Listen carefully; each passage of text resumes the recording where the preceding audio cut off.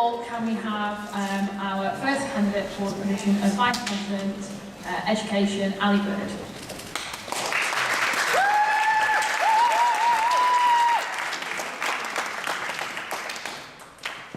I'm Ali Bird and I want to be your Vice President for Education. I've seen firsthand the power of the student movement, the important and positive changes that can be achieved when we work together. This year we have redeveloped the STAR system and increased student representation across the university. We have secured increased journal subscriptions, better resources and study spaces in the library, and guaranteed a personal tutor for every student. We have conducted the biggest review into the university and adopted a new academic year structure that puts education first. This year we submitted our first motion to NUS. We've put Keele on the map, giving us the strongest position to fight for our rights. 2 years ago we saved philosophy, last year we saved our accommodation, and this year we saved extenuating circumstances. Next year we will face new challenges, but I have the experience, the passion and the commitment to ensure that we never lose a fight. This year we have achieved so much, but we deserve so much more. We deserve online submission for assessments, typed and timely feedback. We deserve assessments that we want with no hidden course costs. We deserve more work experience, placement opportunities and internships. And we deserve a university that works for us. And we deserve the same whatever course we study. All these aims are achievable. 10 seconds. Re-elect Ali Bird, number 1, as your Vice President for Education, for someone who you know can deliver. Bird is still the word.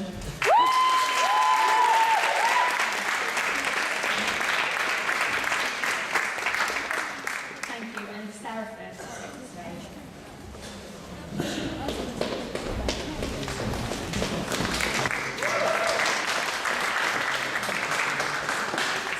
Hi guys, I'm Sarah and I'm running for VP Education. I've been heavily involved with both the Students' Union and the university throughout my time at Keele. I'm a star, I'm on the committee of 3 societies and I used to work as a steward. I've also volunteered on a youth panel which wrote policies to engage young people in furthering higher education. Combined with my degree in educational studies, I think this experience puts me in an excellent position to get your views heard. I want to work closely with the Career Service, providing you with the skills and knowledge to make you all outstanding graduates and to make yourselves proud.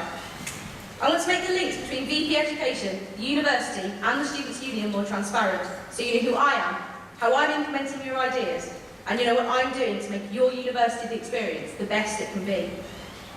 I want to create a better relationship between VP Education and the student body as a whole, particularly mature and postgraduate students. I want mature and postgraduate stars and student ambassadors, and I want for you to have the same opportunity, the investment into your degree. I want every school to have a star, and for everyone to know who they are, so you can have a say and shape your academic life. 30 seconds. I want better feedback, including audio-visual feedback. I want better relationship with school and subjects, particularly facilitating EC. Better electronic journal and book access, including reading lists before your module starts. I want your voices to be heard, every single one of you. I want everyone to know who I am, even if there's a mark on the billboard outside that obscures my face. No one should feel as if they do not have a say. Use your voice, speak up and stand out. I am here for you.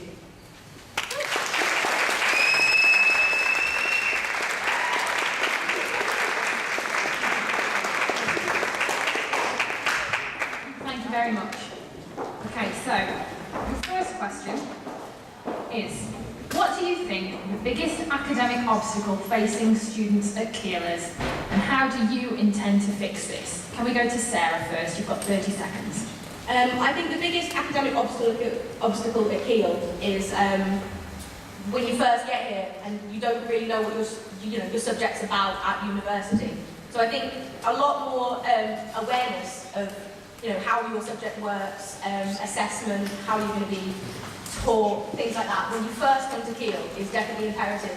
Definitely to keep the retainment of students at Keele. So I think Keele's a fantastic university, and if you get involved, you'll have a fantastic experience and you'll be an outstanding Keele graduate. Thank you. Okay, now to Ali.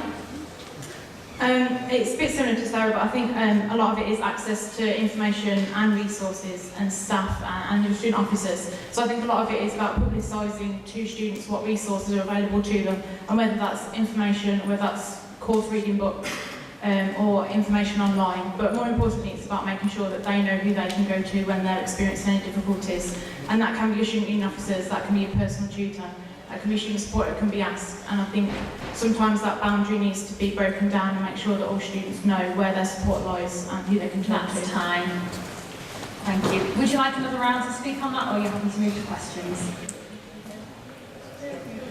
Move to questions? Very nice. All right then, we have the first question from EF, please. Okay, this is from Student Media. You both would like improved career services. Have you contacted the career service to see what else can be done? Okay, Ali first. Yeah, definitely. So I've been working with the career service for the past couple of months now since I've been in office. And I've also made sure that it's in the University Learning and Teaching Strategy Plan. So it's already something I've started to make moves on, in that the career service definitely needs to be more promoted. But as I've said in my manifesto, I want to include more internships and work placements embedded in the curriculum. And it's something that works alongside the distinctive KIL curriculum. But absolutely been working with the career service already to try and make sure that students fully make use of what's available, but also trying to include that more embedded in the curriculum and improve it for the next year. Mine's very similar to Ali. I've also been in touch with the career service, and as my position as an educational sort of star, I've also worked out links between kind of the stars and the career service. So the career service will now go, they'll give you more kind of personalised workshops and things that you can, you can take responsibility for what you want to do after you finish a KIL. So I think it's definitely about empowering students. You get the information as a student, but you as a student have to use that information that you're getting. So I think it's a mixture between kind of proactiveness of the student and relationships between things like the career service and ACTS and things like that. Thank you. And our next question from EF. Okay, this is from a CUBE listener. Do you have any ideas on how the lack of space and laptop space in the library can be improved? Okay, Sarah first, please. Obviously, Ali's done a great job with making sure that we have more space for kind of group study and things like that. But I have to say that I don't think that the what used to be the old silent study where the short notes is a particularly well-used space. I don't think the table is particularly conducive to studying. So there aren't enough plug sockets. I mean, the chairs aren't particularly comfortable. So I try and make that a more conducive area to studying. And also I would, the silent study is a fantastic idea, but I think that that needs to be expanded, because I know a lot of students like to work kind of silently or on their own. So I definitely think there needs to be an expansion of the silent study, and also maybe a rethink of the current kind of situation that there is downstairs with kind of group studies and louder study. Can you just repeat the question for me, please? Do you have any ideas on how the lack of space and laptop space in the library can be improved? Okay. So in terms of the space we're using laptops, it's something that we've just introduced in the library. At the moment, there's about 20 laptops that can be used for students to book out, and we've just changed the scheme so that there's more for long-term, actually there's more for short-term, so that if students just want to check their Facebook, for example, and just want somewhere to stay between lectures, there are laptops that are now available on a short-term basis, maybe for an hour, and where students can go into any part of the library, or they can actually use them in the Students' Union. We've now got sort of a laptop bar that is ideal for using laptops, so it is for short-term. In terms of the space, we've also encouraged the library to ensure that if there aren't group study spaces available, or there is no space in the library, that they book out rooms in Chancellor's Building for students, and that's something that we use over the exam period. So hopefully that's been a really positive move, so students can take a laptop into other areas in the university, but also encouraging students to use the spaces that are underutilised, for example in this medical school. Not all of the computers that are in certain schools. That's time. Another question from EF? Sorry. The STAR system has just been updated for the better. How would you ensure that this system fully supports students? Okay, you know the drill. Ali first, please. I've been working on that for the last couple of months, and we've seen a massive increase in STARs being involved, and also students using their STARs more effectively. There's a couple of things that I would want to do next year. We're trying to ensure that all STARs have more representation across university committee meetings, so we've just managed to introduce our faculty STARs to sit on another education university level meeting, and it's just about strengthening their representation, but also bringing more rewards into stars as well, because they do an incredible job. I was a star when I was a student, and I've been working with them all this year, and they do a fantastic job. So it's really about making sure they're rewarded and articulating their skills so that they can go on to be the best people that they can be and best graduates at Keele. But yeah. Sorry, can you just repeat the question? Yeah. The STAR system has just been updated for the better. How would you ensure that the system fully supports students? I do agree that the STARS system is an absolutely fantastic idea. I think that all students should definitely have their say on how their degree is run and the different schools that they're in. I also think that it should be keeping with the updating. I think that there should be more mature and postgraduate stars, as I've already said.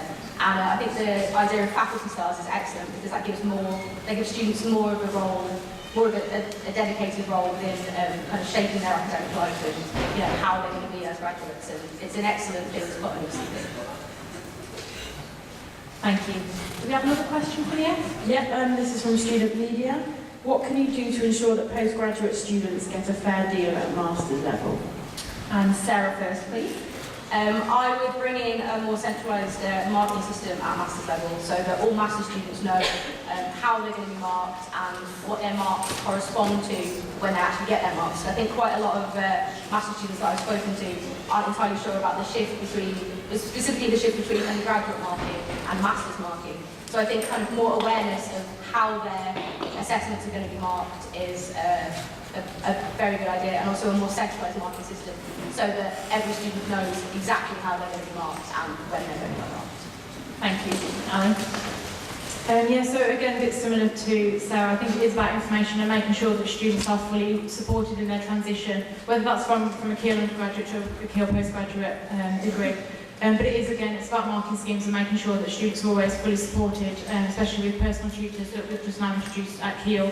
We've been working with the KPA on that, but it's also about ensuring that they've always got representation.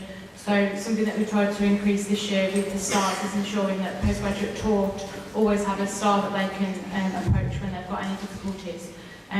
But absolutely, postgraduate students do tend to get missed, and I think it's incredible that we have a separate association that's dedicated to their needs and working closely with KPA on that, and we'll continue to do so as well. Okay, just one more question for each of the candidates. And this one's from Concourse and it's for Ali Baird. In your manifesto, you pledged to campaign for the university to fund hidden and additional course costs. How do you define these and how will you convince the university to take them on? So I'm classing hidden course costs. Anything that is absolutely necessary to study your course should be covered by the tuition fees that you pay, and the university should fund that. Anything that's sort of in addition that doesn't actually require you to attend or doesn't actually require you to buy in order to achieve your mark would be classed as an additional course cost. It's something that I've already raised with the university, and I think they've recognised now. With the institutional review, it's something that we highlighted in our student written submission. So it's something that's very much on the agenda at the moment. But absolutely, the Quality Assurance Agency have already raised with the university that they're not doing enough to support students and give information to students about hidden course costs. And it's about really pushing forward on that and ensuring that there's absolutely no way out. That I'd also ensure that the university did make sure that all the information was available to students. So yeah, it's absolutely something I would push, and I do think it's an achievable aim. Okay, and finally for Sarah Clare. Sorry, there'll be one more after this. You say in your manifesto that you don't think it's necessary for returning stars to attend training. Do you not think their experience would benefit both new stars and you? Yeah, I definitely agree that returning stars would definitely benefit new stars, but I think there's more of a way to do it than retraining the old stars in the first place.